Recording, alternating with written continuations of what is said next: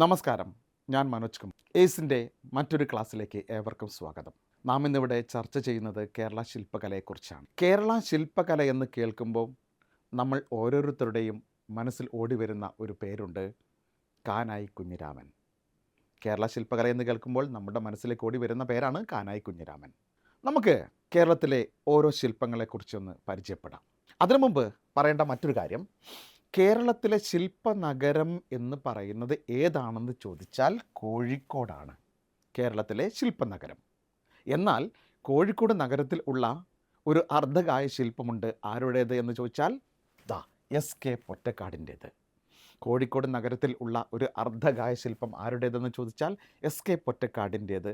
അത് എവിടെയാണെന്ന് ചോദിച്ചാൽ കോഴിക്കോട് മിഠായി തെരുവിലാണ്. അപ്പോൾ കോഴിക്കോട് നഗരത്തിൽ ഉള്ള ഒരു അർദ്ധകായ ശില്പം എസ്.കെ. പൊറ്റക്കാടിൻ്റേതാണ്. എവിടെയാണ് എന്ന് ചോദിച്ചാൽ മിഠായി തെരുവിൽ. എന്നാൽ കേരളത്തിൽ എവിടെയാണ് പ്രതിമകളുടെ നഗരം എന്ന് ചോദിച്ചാൽ തിരുവനന്തപുരം. കേരളത്തിൽ പ്രതിമകളുടെ നഗരം തിരുവനന്തപുരമാണ് എങ്കിൽ ചുവർച്ചിത്ര നഗരം എവിടെയാണെന്ന് ചോദിക്കാം, അത് കോട്ടയമാണ്. അപ്പോൾ ശില്പനഗരം കോഴിക്കോട്, പ്രതിമകളുടെ നഗരം തിരുവനന്തപുരം, ചുവർച്ചിത്ര നഗരം കോട്ടയം.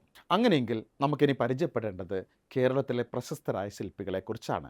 അതിൽ ഒന്നാമനായി നമുക്ക് പറയാൻ സാധിക്കും കാനായി കുഞ്ഞിരാമൻ. രണ്ടാമത്തെ കേരളത്തിലെ പ്രശസ്തനായ ശില്പി എം.വി. ദേവൻ. മറ്റൊരാൾ ആര്യനാട് രാജേന്ദ്രൻ. മറ്റൊരാൾ ബാലൻ നമ്പ്യാർ. മറ്റൊരാൾ പാരീസ് വിശ്വനാഥൻ. എങ്കിൽ മറ്റൊരു വ്യക്തിയാണ് സുമേധ് രാജേന്ദ്രൻ. നോക്കൂ, അവസാനമായി ഞാൻ പരിചയപ്പെടുത്തുന്നു നന്ദഗോപാൽ. അപ്പോൾ ഒന്നുകൂടി ഞാൻ പറയാം, കേരളത്തിലെ പ്രശസ്തരായ ശില്പികൾ: 1 Kanayi Kunhiraman, 2 MV. Devan, 3 Aryanad Rajendran, 4 Balan Nambiar, next one Paris Viswanathan, next one Sumedh Rajendran.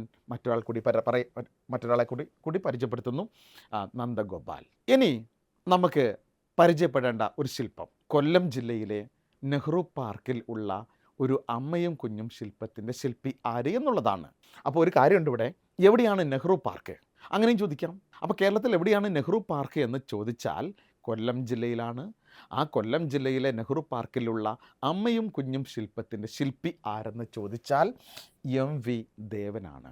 ഇനി മറ്റൊരു ശില്പത്തെക്കുറിച്ച് നമുക്ക് പരിചയപ്പെടാം.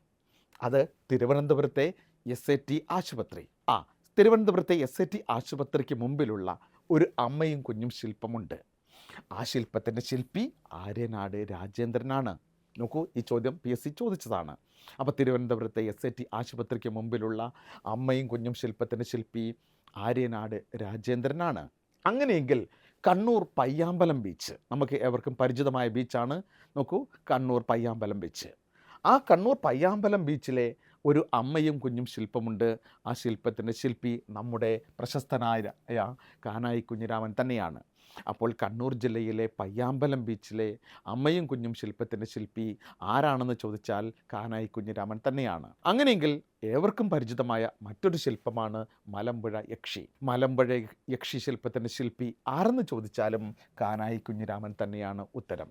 അങ്ങനെയെങ്കിൽ തിരുവനന്തപുരത്ത് നോക്കൂ, കേരളത്തിലെ ഏവർക്കും പരിചിതമായ ശില്പമാണ് തിരുവനന്തപുരത്ത് ശംഖുമുഖത്ത് ജലകന്യകാ ശില്പം. ആ ശില്പത്തിൻ്റെ ശില്പിയും കാനായി കുഞ്ഞിരാമൻ തന്നെയാണ്. അങ്ങനെയെങ്കിൽ നമുക്കറിയാം, കൊല്ലം ജില്ലയിലെ ചടയമംഗലത്ത് ഒരു ജടായുപ്പാറയുണ്ട്. ആ ജടായുപ്പാറയുടെ മുകളിൽ ഒരു ജടായു ശില്പമുണ്ട്. അപ്പോൾ കൊല്ലം ജില്ലയിലെ ചടയമംഗലത്തെ ജടായുപ്പാറയിലെ ജടായു ശില്പത്തിൻ്റെ ശില്പി ആരെന്ന് ചോദിച്ചാൽ PSC ചോദിച്ച ചോദ്യമാണ്, രാജീവ് അഞ്ചൽ. അപ്പോൾ കൊല്ലം ജില്ലയിലെ ചടയമംഗലത്തെ ജടായുപ്പാറയിലെ ജടായു ശില്പത്തിൻ്റെ ശില്പി ആരെന്ന് ചോദിച്ചാൽ രാജീവ് അഞ്ചൽ. അങ്ങനെയെങ്കിൽ തിരുവനന്തപുരം ജവഹർലാൽ നെഹ്റു ട്രോപ്പിക്കൽ ബൊട്ടണിക്കൽ ഗാർഡനിലെ പ്രശസ്തമായൊരു ശില്പമുണ്ട്. നമുക്കറിയാം, ഭൂമിദേവി ശില്പം. ഏതാണ്? ഭൂമിദേവി ശില്പം. അങ്ങനെയെങ്കിൽ തിരുവനന്തപുരത്തെ വേളിക്കായലിനോട് ചേർന്ന് കിടക്കുന്ന ഒരു ശംഖുശില്പമുണ്ട്. ആ ശംഖുശില്പത്തിൻ്റെ ശില്പിയും കാനായി കുഞ്ഞിരാമൻ തന്നെയാണ്. അപ്പോൾ എന്താ പറഞ്ഞത്? തിരുവനന്തപുരത്തെ വേളിക്കായലിനോട് ചേർന്ന് അടുത്ത് കിടക്കുന്ന ഒരു ശംഖുശില്പമുണ്ട്. ആ ശില്പത്തിൻ്റെ ശില്പി ആരാണെന്ന് ചോദിച്ചാൽ കാനായി കുഞ്ഞിരാമനാണ്. ഇനി മറ്റൊരു ശില്പത്തെക്കുറിച്ച് നമുക്ക് പരിചയപ്പെടാം. കണ്ണൂർ ജില്ലയിലെ ചാലിൽ ബീച്ച്. ശ്രദ്ധിക്കണേ, ചാലിൽ ബീച്ചിൽ ഉള്ള ഒരു അമ്മയും കുഞ്ഞും ശില്പമുണ്ട്. ആ ശില്പത്തിൻ്റെ ശില്പി നോക്കൂ, ബാലൻ താനൂര്. നോക്കൂ, കണ്ണൂർ ജില്ലയിലെ ചാലിൽ ബീച്ചിൽ ഉള്ള അമ്മയും കുഞ്ഞും ശില്പത്തിൻ്റെ ശില്പി ബാലൻ താനൂരാണ്. ഇനി മറ്റൊരു പ്രശസ്തമായ ശില്പം കണ്ണൂർ ജില്ലയിലെ പരിയാരം മെഡിക്കൽ കോളേജിന് മുമ്പിലുള്ള ഒരു ഹൃദയശില്പമുണ്ട്. ആ ശില്പത്തിൻ്റെ പ്രത്യേകത ലോകത്തിലെ ഏറ്റവും വലിയ ഹൃദയശില്പമെന്ന് അറിയപ്പെടുന്നു അത്. അപ്പോൾ കണ്ണൂർ ജില്ലയിലെ പരിയാരം മെഡിക്കൽ കോളേജിന് മുമ്പിലുള്ള ഹൃദയശില്പത്തിൻ്റെ ശില്പി തൃക്കരിപ്പൂർ രവീന്ദ്രൻ. തൃക്കരിപ്പൂർ രവീന്ദ്രൻ. ഇനി നമുക്ക് മറ്റൊരു ശില്പത്തെക്കുറിച്ച് പരിചയപ്പെടാം. കണ്ണൂർ ജില്ലയിലെ പഴശ്ശി ഡാമിന് മുമ്പിലുള്ള ലേഡി ശില്പത്തിൻ്റെ ശില്പി. നമുക്കറിയാം, കണ്ണൂർ ജില്ലയിലെ വളപട്ടണം പുഴയിലെ പഴശ്ശി ഡാമിന് മുമ്പിലുള്ള ഒരു യുവതി ശില്പമുണ്ട്. ആ ശില്പത്തിൻ്റെ ശില്പിയും കാനായി കുഞ്ഞിരാമൻ തന്നെയാണ്. ഓക്കെ, ഇനി നമ്മൾ ഏവർക്കും പരിചിതമായ ഇടുക്കി ജില്ലയിലെ രാമക്കൽമേട്ടിലെ കുറവനും കുറത്തയും ശില്പത്തിൻ്റെ ശില്പി ആരാന്ന് ചോദിച്ചാൽ ജിനൻ എന്ന് ഉത്തരം എഴുതണം. നോക്കൂ, നമുക്കറിയാവുന്ന ശില്പമാണ്. ഇടുക്കി രാമക്കൽമേട്ടിലെ കുറവനും കുറത്തയും ശില്പത്തിൻ്റെ ശില്പി ജിനൻ. അങ്ങനെയെങ്കിൽ പ്രശസ്തമായ, നോക്കൂ, കാനായി കുഞ്ഞിരാമൻ്റെ പ്രശസ്തമായ ഒരു ശില്പമാണ് കൊച്ചിയിലെ മുക്കട പെരുമാൾ. ആ പേരൊന്ന് ഓർത്ത് വെച്ചോളൂ. നോക്കൂ, കാനായി കുഞ്ഞിരാമൻ്റെ മുക്കട പെരുമാൾ എന്ന ശില്പം എവിടെയാണെന്ന് ചോദിച്ചാൽ കൊച്ചിയിലാണ്. അപ്പോൾ കൊച്ചിയിലെ മുക്കട പെരുമാൾ എന്ന ശില്പത്തിൻ്റെ ശില്പി പ്രശസ്തനായ കാനായി കുഞ്ഞിരാമൻ തന്നെയാണ്. ഇനി നമുക്കറിയാം കുമാരനാശാൻ സ്മാരകം തോന്നക്കൽ. ആ കുമാരനാശാൻ സ്മാരകം തോന്നക്കലിൽ വീണപ്പൂവ്, അതുപോലെ തന്നെ ദുരവസ്ഥ എന്നീ ശില്പങ്ങളുണ്ട്.